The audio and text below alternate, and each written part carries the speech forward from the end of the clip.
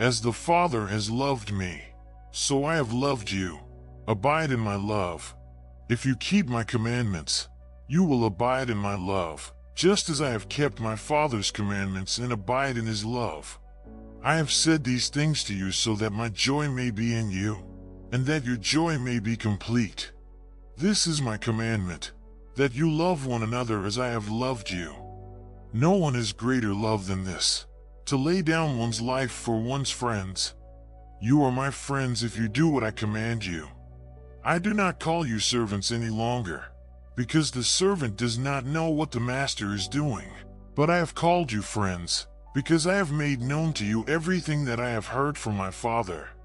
You did not choose me, but I chose you, and I appointed you to go and bear fruit, fruit that will last, so that the Father will give you whatever you ask him in my name.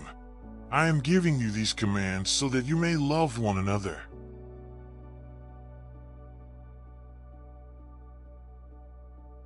You know that feeling when someone calls you their friend for the first time? I remember being 8 years old when my neighbor Tommy finally said, "You're my best friend." My heart practically exploded with joy. But here's the thing, I had been trying so hard to earn that friendship. I shared my toys, helped with his homework, even let him win at video games. Sound familiar? Jesus flips this whole script upside down in today's gospel. He doesn't say, "Try really hard and maybe I'll consider you a friend." Instead, he says something revolutionary. "I chose you first." Think about that for a moment. Before you even knew his name, before you said your first prayer, before you stepped foot in a church, he already picked you for his team. But here's where it gets really beautiful and, honestly, a bit challenging. Jesus doesn't just want to be our buddy who hangs out and makes us feel good. He calls us friends, but then he shows us what real friendship looks like. It's not the shallow like my Instagram post kind of friendship we're used to. It's the "I'd literally die for you" kind of love. I think about my friend Sarah, who drove 4 hours in the middle of the night when my dad was in the hospital. She didn't ask questions, didn't complain about the inconvenience. She just showed up. That's a tiny glimpse of what Jesus is talking about when he says, "No one has greater love than this, to lay down one's life for one's friends." Now, before you start panicking thinking you need to become a martyr, let me tell you what I think Jesus really means by laying down your life. It's about those daily little deaths to selfishness. It's choosing to listen when your spouse has had a rough day instead of scrolling through your phone.